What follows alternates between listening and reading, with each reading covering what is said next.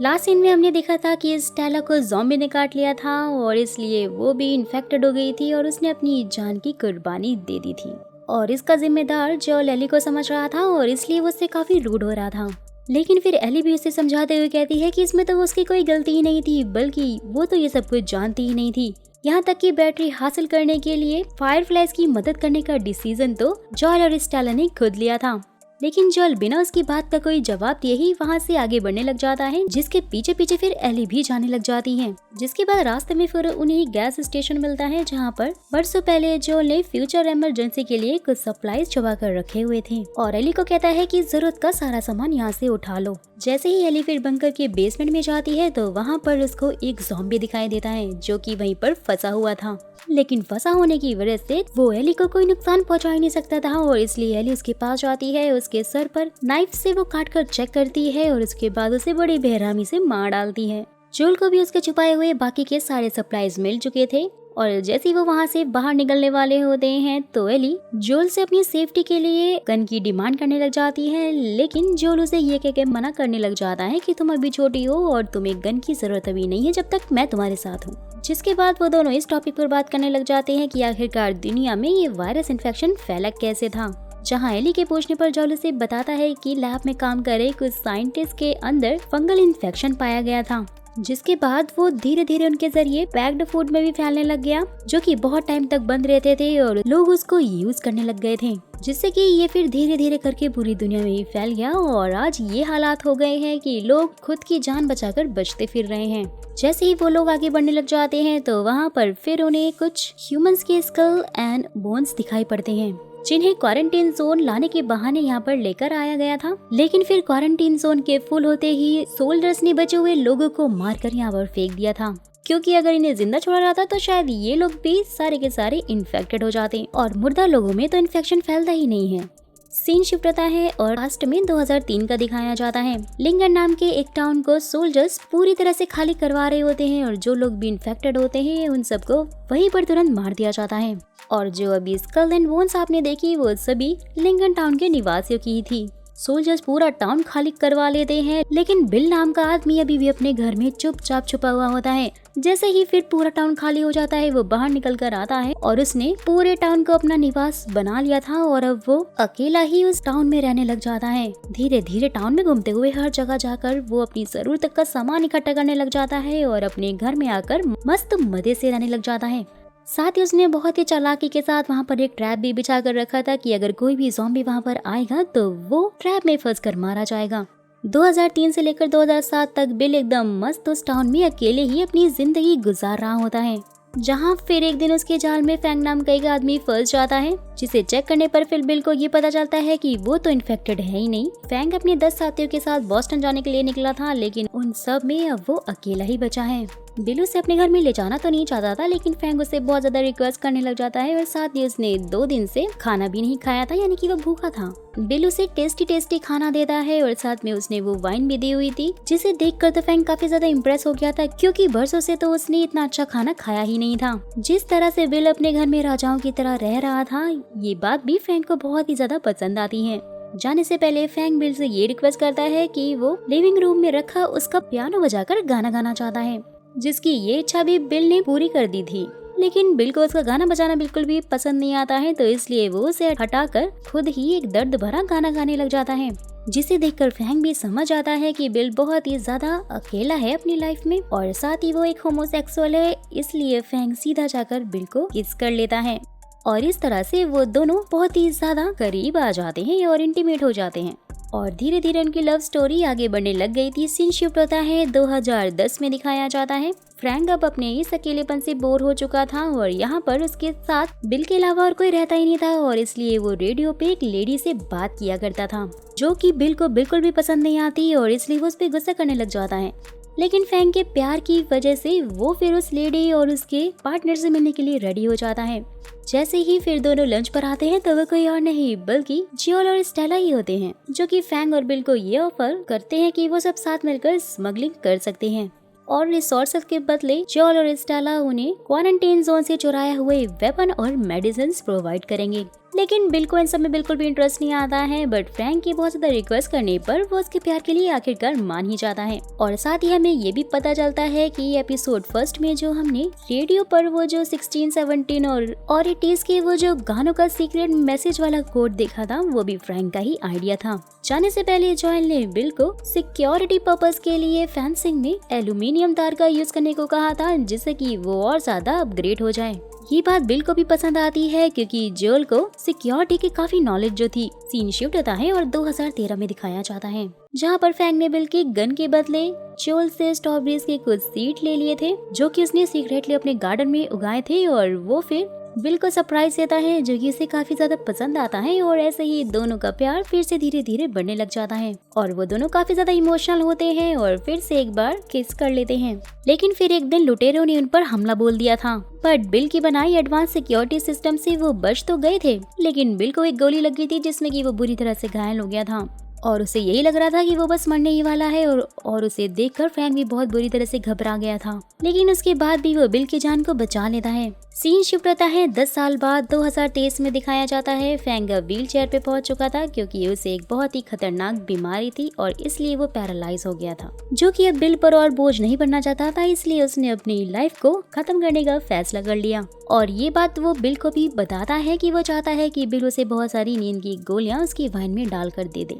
लेकिन ये बात बिल को बिल्कुल भी पसंद नहीं आती क्योंकि वो फ्रैंक से प्यार करता था और वो उसका मानना नहीं चाहता था। लेकिन फ्रैंक के बहुत ज्यादा इमोशनल ब्लैकमेल करने पे वो मान जाता है और मरने से पहले फ्रैंक की आखिरी ख्वाहिश ये थी कि वो बिल के साथ में शादी करना चाहता है। जिसके बाद टाउन का एक पूरा चक्कर लगाने के बाद वो लोग साथ में घूमते हैं, थोड़ी सी मस्ती करते हैं और शादी भी कर लेते हैं। रात के टाइम पर उनकी लास्ट मील होने वाली थी, जो कि बिल ने बहुत ही प्यार से और बहुत ही खूबसूरती के साथ में अरेंज की थी और उसने वही खाना बनाया था जो कि उन्होंने पहली मुलाकात पर खाया था। लास्ट में फ्रैंक के कहने पर बिल ने उसकी वाइन में बहुत सारी नींद की गोलियां मिला दी और फ्रैंक ने भी उसे पी लिया। लेकिन फिर फ्रैंक ने ये भी नोटिस किया कि बिल ने जो वाइन पी थी उसमें भी उसने बहुत सारी नींद की गोलियां मिला ली थी, यानी कि वो भी फ्रैंक के साथ आज मरने वाला है। ये जानकर कि बिल उसके बिना नहीं रह सकता, फ्रैंक बहुत ही ज्यादा इमोशनल हो जाता है। जिसके बाद दोनों बेडरूम में जाते हैं और अपने आखिरी पलों को साथ में एंजॉय कर लेते हैं और रूम बंद कर वहीं पर मर जाते हैं। सीन शिफ्ट होता है और प्रेजेंट टाइम में दिखाया जाता है। जोएल और एली अब बिल के घर पहुंच गए थे, जहां जाकर जोएल समझ आता है कि यहाँ पर कुछ तो गड़बड़ है। सब कुछ छानबीन करने के बाद जैसे ही वो बेडरूम की तरफ जाता है तो दरवाजा उसे लॉक मिलता है। टेबल पे पड़ा हुआ बिल का लेटर पड़ता है, जो कि उसने स्पेशली जोएल के लिए लिखा था क्योंकि वो जानता था कि सिर्फ जोएल ही है जो कि उसके एडवांस टेक्नोलॉजी वाले फेंसिंग ट्रैप को तोड़कर बिल के घर में आ सकता है। लेटर में बिल ने अपने और फ्रैंक की सारी दास्तां लिखी हुई थी। साथ ही ये भी लिखा हुआ था कि उसने जोएल के लिए बहुत सारे वेपन्स और अपने सारे इक्विपमेंट्स छोड़ दिए हैं, जिसकी हेल्प से जोएल स्टेला को सुरक्षित रख सकता है और उसके साथ में आराम से बिल के घर में ही रह सकता है। स्टेला का नाम सुनते ही जोएल काफी ज्यादा इमोशनल हो जाता है क्योंकि वो तो अब मर चुकी थी। जिसके बाद वो बिल के गैराज में जाता है, जहाँ पर उसे एक बैटरी और बिल की गाड़ी मिल जाती है, जिससे कि वो लोग अब टॉमी को ढूंढने के लिए जाएंगे और टॉमी ही है जो कि उन्हें लैब तक पहुंचा सकता है क्योंकि वो पहले फायरफ्लाइज ऑर्गेनाइजेशन का हिस्सा था जो कि उनकी मदद कर सकता है। जाने से पहले जोएल और एली बिल के बेसमेंट में जाते हैं और वहां से अपनी जरूरत का सारा सामान निकाल लेते हैं और साथ ही वहां पे बहुत सारे वेपन्स भी रखे हुए थे, जिन्हें देखकर एली फिर से बंदूक मांगने लग जाती है। लेकिन जोएल उसे वहां पर फिर से मना करता है, लेकिन एली ने फिर भी हार नहीं मानी थी और जब जोएल नहा रहा होता है तो वो मौका पाते ही फ्रैंक की गन निकाल कर अपने बैग में छुपा लेती है। वेल तो वो दोनों अब टॉमी को ढूंढने के लिए निकल जाते हैं और गाड़ी में बैठकर एली को बहुत ही ज्यादा अच्छा लग रहा था क्योंकि वो फर्स्ट टाइम किसी चलती गाड़ी में जो बैठी थी। रास्ते में वो लोग एक पेट्रोल पंप पे रुकते हैं, जहाँ पर वॉशरूम में जाकर एली गन के साथ में प्रैक्टिस करने लग जाती है, जो कि उसने बिल और फ्रैंक के घर से चुराई थी, जिसे देखकर साफ पता चल रहा था कि एली पहले भी गन यूज कर चुकी है। वहीं बाहर जोएल भी दूसरी गाड़ियों से पेट्रोल चुरा रहा था क्योंकि दुनिया के खत्म होने के 20 साल बाद तो ऑब्वियसली सब कुछ खत्म हो चुका था, यहाँ तक कि पेट्रोल पंप भी। जिसके बाद दोनों आगे का सफर तय करते हैं और जोएल का मन बहलाने के लिए एली उसे बार बार अजीब अजीब से जोक पढ़ के सुना रही थी, जो कि शायद जोएल को तो बिल्कुल पसंद नहीं आ रहे थे क्योंकि उसके तो फेस पे भी स्माइल नहीं आ रही थी। लेकिन इससे धीरे धीरे दोनों के बीच की बॉन्डिंग काफी अच्छी होती जा रही थी।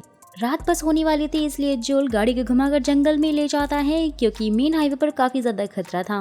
जंगल में कैंपिंग के दौरान वो लोग थोड़ा रेस्ट भी करने लग जाते हैं क्योंकि आगे का सफर बहुत ज्यादा लंबा था। साथ ही जोल एली को काफी ज्यादा सतर्क रहने के लिए कहता है क्योंकि ज़ॉम्बी से ज्यादा उन्हें यहाँ पर लुटेरों और सोल्जर से ज्यादा खतरा था। रात के टाइम सोने से पहले एक बार एली फिर से जोल को कुछ जोक सुनाने लगती है और फाइनली बरसों बाद जोल के फेस पे हल्की सी मुस्कान थी, लेकिन स्टिल उसे इसी बात का डर सता रहा था कि उन पर लुटेरे हमला न कर दिए और इसलिए वो पूरी रात एली की निगरानी वहाँ पे करने लग जाता है। जैसे ही एली सुबह सोकर उठती है तो जोल उसे फिर एक ब्लैक कॉफी पिलाता है जिसका टेस्ट तो उसे बिल्कुल भी पसंद नहीं आता। जहाँ से दोनों फिर से अपने सफर पर निकल जाते हैं टॉमी को ढूंढने के लिए और एली के पूछने पर फाइनली पहली बार जोल उसे टॉमी के बारे में बताने लग जाता है कि टॉमी को आर्मी में जाना था और उसके चक्कर में ही जोल ने भी आर्मी ज्वाइन कर ली थी। वो दोनों ही जंग में हीरो हुआ करते थे। फिर अचानक से दुनिया में ये बीमारी फैल गई जहाँ मार्लिन की बातों में आकर टॉमी ने फायरफ्लाइज ऑर्गेनाइजेशन को ज्वाइन कर लिया था जो कि दुनिया में लोगों को बचाने का काम करती है और टॉमी तो हमेशा से ही हीरो बनना चाहता था। जोल और टॉमी अलग हो गए थे जिसके बाद से टॉमी ने फायरफ्लाइज को भी छोड़ दिया और इसलिए जोल अब उसे ढूंढ रहा है। साथ ही वो ये भी कहता है कि उसे अपने भाई की तरह हीरो बनने में कोई भी इंटरेस्ट नहीं है और ना ही वो दुनिया को बचाना चाहता है, वो तो सिर्फ और सिर्फ अपनी फैमिली को बचाना चाहता है जिसमें टॉमी और स्टेला आते थे। ये जाने के बाद कि जोल एली को अपनी फैमिली नहीं मानता, वो तो उसकी रक्षा सिर्फ और सिर्फ इसलिए कर रहा है क्योंकि स्टेला की आखिरी इच्छा थी कि जोल सही सलामत एली को फायरफ्लाइज के हवाले कर दे। जहाँ वो फिर ये भी नोटिस करते हैं कि कैंसर सिटी को जाने वाला हाईवे पूरी तरह से ब्लॉक है, यानी कि अब उन्हें शहर से होकर जाना पड़ेगा, जो कि बहुत ही ज्यादा रिस्की था। लेकिन जैसे ही वो लोग शहर से होकर जा रहे होते हैं देखते हैं कि कैंसर सिटी क्वारंटीन जोन पूरी तरह से तबाह हो चुका था। यहाँ तक कि वहाँ पर तो कोई फेडरस का सोल्जर भी नहीं था, जिसका साफ मतलब यही है कि वहाँ के लुटेरों ने उन सब पर हमला कर उन्हें बेरहमी से मार दिया था। वो लोग वहाँ से निकल पाते उससे पहले ही लुटेरों ने उन्हें अपने जाल में फांस लिया, जहाँ पर एक जख्मी आदमी और 3 लुटेरे थे जिन्होंने जोल की गाड़ी पर अटैक कर उसे क्रैश करवा दिया। जोल ने फटाक से एली को वॉल में बने छेद के जरिए दूसरी साइड में छुपा दिया और उसके बाद दोनों में जबरदस्त फाइटिंग होने लगी जिसमें जोल ने 2 लुटेरे को जान से ही मार दिया। लेकिन अचानक से उस तीसरे बंदे ने आकर जोल पे हमला कर दिया। वो बस उसे मारने ही वाला था, जहाँ पर तभी एली पहुँच गई और उसने उसके बम पे 2 गोलियां मार दी, जिससे कि उसके दोनों पैर पूरी तरह से पैरालाइज हो गए थे और उसने जोल की जान बचा ली। लेकिन एली शॉक में चली गई थी, जहां एली के हाथ में एक गन देखकर जोल भी काफी ज्यादा हैरान हो गया था। जिसके बाद फाइनली जोल ने उस आदमी को भी बहुत बेरहमी से मार डाला। थोड़ी देर बाद ही लुटेरों की गैंग भी वहां पहुंच गई, जिनसे छुपते छुपाते हुए जोल एली को लेकर एक बिल्डिंग में छुप गया। वहीं दूसरी तरफ लुटेरों की गैंग के लीडर लीजा डॉक्टर स्टाइन से हेनरी नाम के एक बंदे के बारे में पूछ रही थी, क्योंकि लीजा को यही लगता था कि हेनरी ने ही उसके भाई की खबर फेडरा तक पहुंचाई थी और उसी की वजह से ही फेडरा वालों ने उसके भाई को जान से मार दिया, जो कि उनके आसपास ही कहीं छुपा हुआ है। लीजा हेनरी को उसके भाई के मौत का जिम्मेदार मानती है। वहीं जोल के मारे हुए सारे आदमी लुटेरा गैंग को मिल गए थे, जिसका शक भी लीजा को हेनरी पर ही चाहता है और इसलिए वो अपने आदमियों को हेनरी के पीछे लगा देती है कि इसे हर हाल में जिंदा या मुर्दा पकड़ कर लेकर आओ। जिसके बाद वो डॉक्टर स्टैन के पास जाती है और गुस्से में उन्हें गोली मार देती है, क्योंकि वो हेनरी का पता नहीं बता रहे थे। वहीं लुटेरों से छुपते छुपाते हुए एली और जोल एक बार में जाकर छुप गए थे। जोल ने तो एली की गन भी छीन ली थी, लेकिन जैसे ही एली उसे ये बताती है कि उसने पहली बार गन नहीं चलाई है और उसने गन चलाना तो फेडरा के स्कूल में ही सीखा था, तो जोल उसे उसकी गन वापस कर देता है। साथ ही उसे कुछ बेसिक ट्रेनिंग और सेफ्टी टिप्स भी देता है, जिससे कि वो और भी अच्छी तरह से गन चलाना सीख जाए। वहीं दूसरी तरफ लीजा का साथी डैन लीजा को एक बिल्डिंग में लेकर जाता है, जहाँ पर हेनरी और उसका छोटा भाई बहुत टाइम से सेफली रह रहे थे, लेकिन शायद सारा खाना फिनिश होने के बाद उन्हें ये जगह छोड़नी पड़ी। साथ ही उन्हें बिल्डिंग के बेसमेंट में इन्फेक्टेड लोगों का नेस्ट मिलता है, जो कि शायद बहुत ही जल्द बाहर आने वाले थे। लेकिन डैन के समझाने के बावजूद भी लीजा उसे ये ऑर्डर देती है कि इस बिल्डिंग को सील करवा दो जब तक कि हेनरी नहीं मिल जाता। वहीं छुपते छुपाते हुए फिर जॉयल एली को लेकर एक बिल्डिंग में पहुंच जाते हैं, जिसमें 45 फ्लोर्स थे और जॉल ने एली को बोला था कि जितना हो सके हमें उतनी ऊपर फ्लोर पर जाकर छुपना होगा। जहां पर एली के ये पूछने पर कि जोल को आखिरकार कैसे पता चला कि वो जख्मी आदमी एक लुटेरा है, जोल ये बोलता है कि उसने भी अपने सर्वाइवल्स डे में लुटेरों की तरह काम किया है और वो भी उनकी तरह रह चुका है और इसलिए वो उनकी रग रग से वाकिफ है।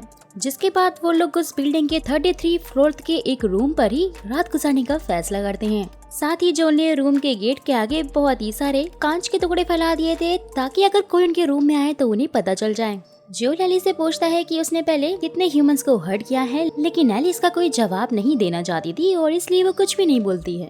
जोल भी अपनी बेटी सारा को याद करते हुए काफी दुखी होने लग जाता है और इसलिए एली फिर उसका मूड फ्रेश करने के लिए जोल को फिर से जोक सुनाने लग जाती है और वो हंसते हंसते सो भी जाता है। थोड़ी देर बाद ही फिर एली जोल को जोर से चीख कर उठा देती है क्योंकि हेनरी और सैम ने उन्हें पकड़ लिया था और वो उसके ऊपर गन तान कर खड़े हुए थे।